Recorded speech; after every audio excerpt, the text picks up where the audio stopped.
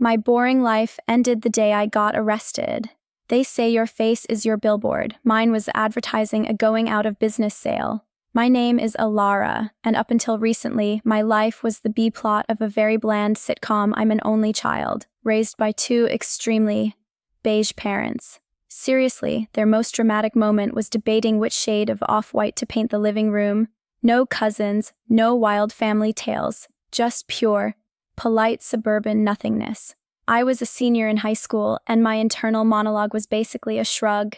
Elara, sweetie, you need to find some purpose. Something to make your eyes sparkle, my mom, Chloe, would say, stirring her unsweetened iced tea. I'm just waiting for my life to finally get some flavor, I'd sigh. You two gave me the emotional range of a saltine cracker. Where's my tragic backstory? Where's the drama? Maybe start with a part-time gig, suggested my dad, Marcus. Yeah, sure, make it sound like an existential quest, Dad. You just want me to stop draining your Netflix account. Whatever, I'm going to my room. A few days later, I landed a babysitting job. Worst idea ever. I got an email from a woman needing immediate help with her daughter, who she said was disabled. $300 and a list of instructions were sitting on the kitchen table. The girl, Sarah, was quiet, a little too sweet. I fed her, helped her to the bathroom, and for a couple of hours I thought, okay, maybe I can do this. Then the classic horror movie tropes started: weird shadows, footsteps when no one was there. Turns out Sarah wasn't disabled. She was just a bored, manipulative kid who liked messing with people. I quit on the spot. Yeah, my purpose can wait. Maybe I should just snag a boyfriend. All my friends were in these adorable, coupley bubbles, except me. I watched my best friend, Lena, with an almost clinical fascination. Lena was obsessed with the male-female dynamic. Adam was lonely, Elara, even in paradise. So God made Eve to be his entertainment, Lena would preach, spraying her feet with a bizarre pink shimmer. Don't you see? We are man's escape from the mundane. You just have to smile, stop being such a dreary, little rain cloud. Smile and attract good vibes, aka boys. But I couldn't, I was too awkward. My default face was a permanent state of, did I leave the stove on? I tried to smile at the new, instantly popular guy in school, Jax. He wore sunglasses indoors, and I couldn't tell if he was a celebrity or had a serious eye infection. I attempted what I hoped was a flirty grin. Whoa, are you about to sneeze? Or are you giving me the stink eye? He asked. Deadpan. I froze. All right, I'm calling you Gloomie. Like Gloomie, but cuter. Everyone laughed, even me, a little. Jax became the king of the school. Instantly, he had this infuriating way of mocking you but making you feel included. And he was everywhere. Lena, of course, was his most aggressive pursuer. He said he's waiting for someone special for a real relationship. She huffed. What even is that? He's a hot jock. He should be dating the prettiest girl in school, me. Seriously, what's his deal? Is he, like, secretly romantic? You're so naive, Elara. They don't exist, I said, trying to ignore the twinge of interest the someone special comment sparked. Whatever. Is that meatloaf I smell at your place? Get me some, I'm doing you a favor, Gloomie. You wouldn't have any friends if I wasn't here. Shut up and feed me.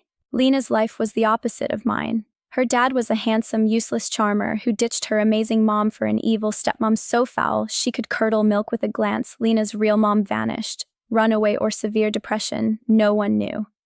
Lena had to be tough to survive that chaos. The grand gesture. It all came to a head at the final, biggest basketball game of the season. Jax was playing like a pro. The crowd was going nuts.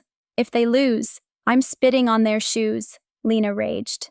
Except for Jax. He can spit on my face if it helps him feel better. Do you have zero self-respect? I muttered. The people around me glared. I was the vibe killer, the buzzkill. Relax, Elara. Why so serious? Just chill and enjoy the moment. Then Jack scored the winning shot. The arena erupted. Everyone was chanting his name, hoisting him onto their shoulders. But Jack signaled them to put him down. His face was unreadable. He scanned the crowd, found me, and started walking. The noise died. I felt a weird buzzing silence envelop me. Jack stopped right in front of me, looked deep into my eyes, and asked, Elara, will you go out with me? The crowd gasped, not a supportive awe, but a collective, nasty, ooh. I wanted to laugh, to shrug it off, but he looked so earnest, so vulnerable. My stomach did a full gymnastics routine. Some girls giggled, touching his arm, trying to make it a joke. One idiot jock grabbed Lena. "Will you go out with me, Lena?" Jack shoved the guy, hard. The laughter stopped instantly. He turned back to me, calm as could be. "Just say yes for now, Gloomie. Let's see where this goes." "Yeah, okay. I'll go out with you, Jax." He flashed a dazzling grin, scooped me up, and carried me out of the gym. Everyone was just blinking, filming, trying to process the absolute chaos that day. My boring life was over. The warning signs. Jax and I became that couple, walking the halls hand in hand, skipping class for lukewarm vending machine snacks behind the bleachers. My parents were livid. "I don't get it, Dad. He's handsome, successful, funny." "There's something off about him, Elara," my dad insisted.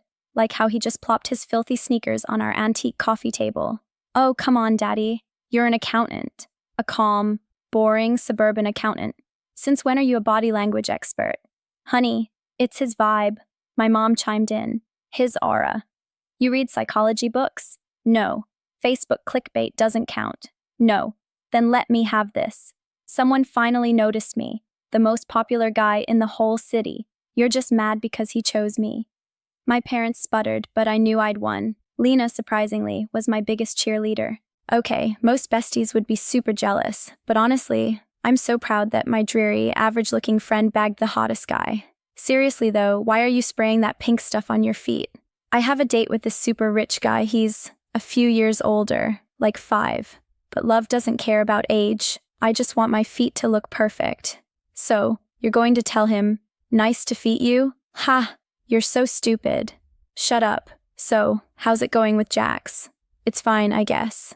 But I have this weird, nagging feeling, like something's not right." "It's called insecurity, babe. Stop overthinking. Live in the moment. I just had some meatloaf and it was actually edible today. Gotta run. Love you." Maybe she was right. Maybe I was just overthinking. I started spending more time with Jax. He was sweet, but he never invited me to his place. When I finally badgered him into it, I was shocked. The house was a dump, old, decaying. The porch steps creaked like a coffin lid. As he opened the door, a glass bottle whizzed past and shattered on the street. Jax yanked me back. "Where did you put the money, you worthless failure?" A man's voice roared. "I bought food with it." "You want me to leave cash here so you can burn it on more booze, you junkie," Jax shouted back. "Welcome to my house, Gloomie." The inside was a nightmare. Filthy, dark, dishes piled up, clothes everywhere. His mom looked exhausted and pale. His dad looked like a monster. "Mom, Dad, this is Elara, my girlfriend."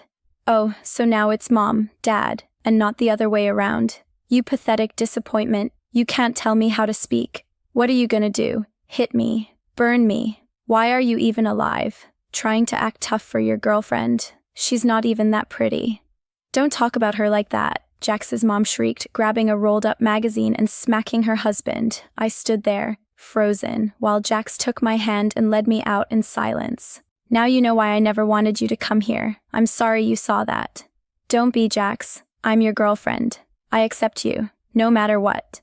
"Cool, I like acceptance. So, no love yet? 'Cause, Elara, I love you." "Finally. Took you long enough. It's been weeks. I love you too.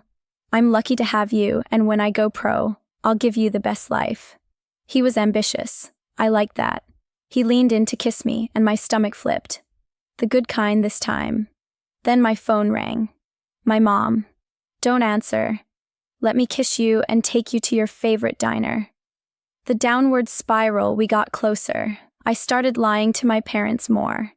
My grades tanked, but I told myself I'd catch up later. I needed time for Jax, to support him, listen to his rants, calm him down when he got angry and swore he wasn't really mad. We had a routine: meet behind the gas station, share a cheap soda, talk about how fake everyone else was. He said I was the only real person he knew. He started asking for favors, borrowing my phone, lying to his mom, covering for him when he disappeared. I did it all. That's what you do when someone loves you. Sometimes he vanished for a day or two. When he came back, he acted like nothing happened. I did the same. I stopped hanging out with Lena. "You're ghosting me like you're in a full-time relationship with a paranormal entity. He's just going through stuff, right? and you're his emotional support puppy. You're the one who told me to follow my heart and live in the moment. The moment, Elara, not the months. Your parents call me all the time. I hate lying to them. Then don't. If covering for me is such a burden, maybe you're not a good friend. Wow, since when do you talk to me like that? Since you got with Jax. Open your eyes, Elara. Don't lose yourself. Oh, please. Says the girl dating a sugar daddy 5 years older just because he's rich. You want to talk about self-respect? I'm done with this. Wait, stop. You love my parents. They love you. You pity them, don't you? You can play the perfect daughter they always wished they had. I'm leaving. We have the SATs next week. Don't you care, Gloomie? You're throwing away your future for that deadbeat. Lena surprisingly aced the SATs. I got an acceptable grade, not good enough for the nursing school I'd planned on. Jax didn't even take the test. He overslept. I can't believe Lena scored higher than me. We should have studied instead of going to the movies every single night, Jax.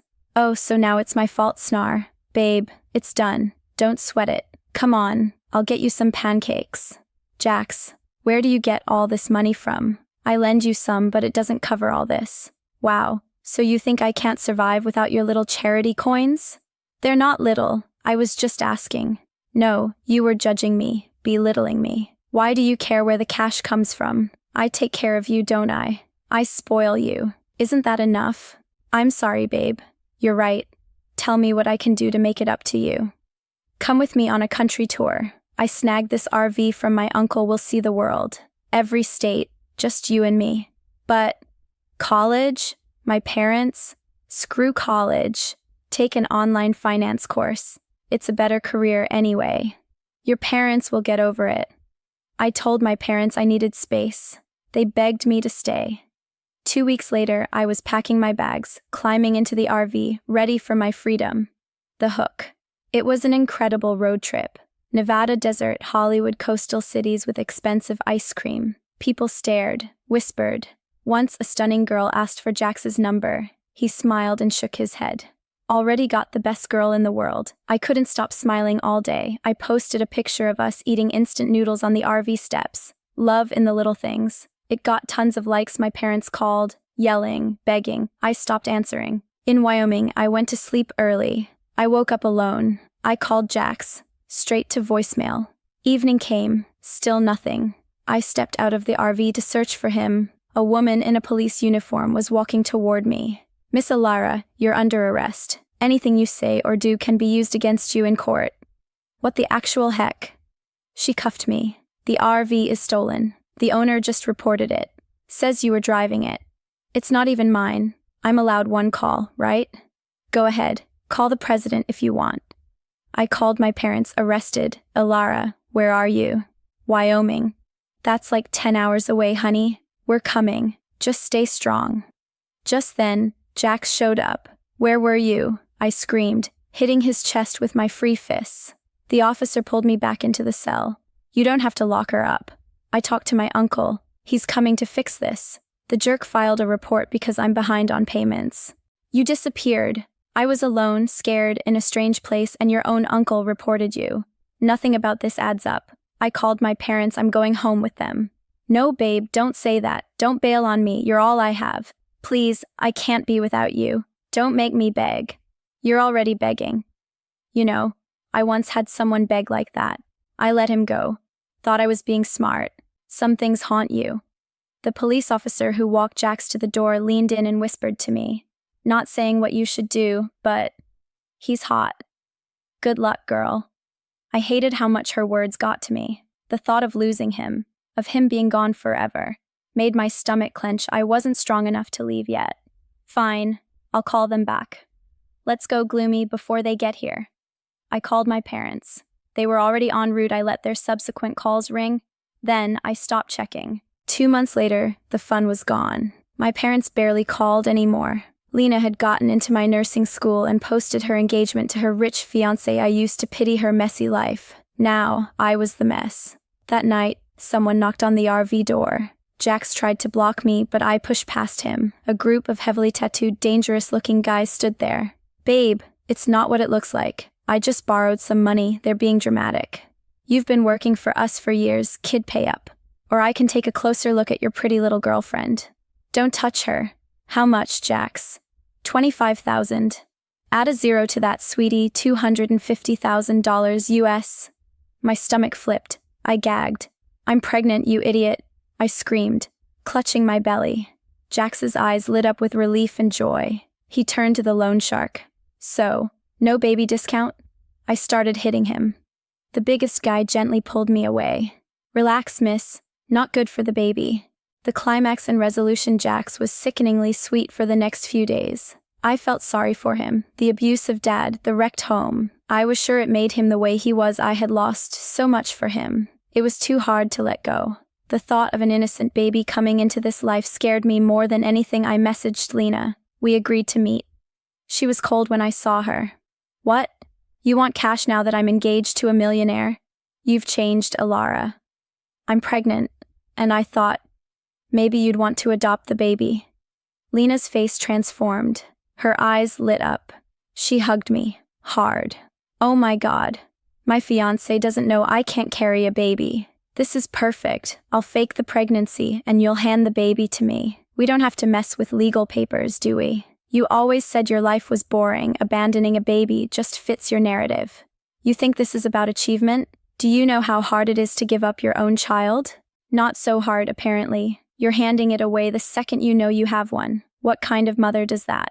I slapped her. She slapped me back. This is a slap back to reality, you idiot. Look at you. Take this. And this. Wake up, you pathetic witch. What are you going to do? If you can't adopt my baby, maybe adopt me. Elara, nothing is forcing you to stay with him. But he loves me. And let's be honest, Lena. Girls like me don't get love stories. That's a lie Jax told you to believe. You are lovable. You just forgot. And sometimes love destroys people, Elara, especially when it blinds you. Your support has to stop when it starts destroying you. Don't turn yourself into the victim of your own choices. I left Jax while he was asleep. Lena drove me home. It was mostly silent. When we reached my house, I braced for the yelling. Instead, Mom opened the door, saw my swollen face and belly, and pulled me into an embrace that cracked every wall I'd built. Oh, sweetie, welcome home. We missed you so much. I had thought being loved meant being useful. Why else would a popular guy love Gloomie? Dad draped my old childhood blanket over my shoulders. Weeks passed. I got bigger, slower. I enrolled in online classes. Then, the baby came. A long, sweaty, screaming night. But when the nurse placed him in my arms, everything stopped. He was tiny, wrinkly, angry at the world. My eyes finally opened. I looked at him and swore, I'm going to give you the life I never had. The love I spent years begging for. You won't have to earn it. You'll just have it. I found out later that Jax had been arrested for a desperate, bungled robbery. He was better off in jail than dead. He was no longer my problem. My mom was by my side. My dad brought soup. Lena messaged me. I'm proud of you, idiot. For the first time in years, I didn't feel like running. I was exactly where I was meant to be. Sometimes, the bravest kind of love is the one you give yourself.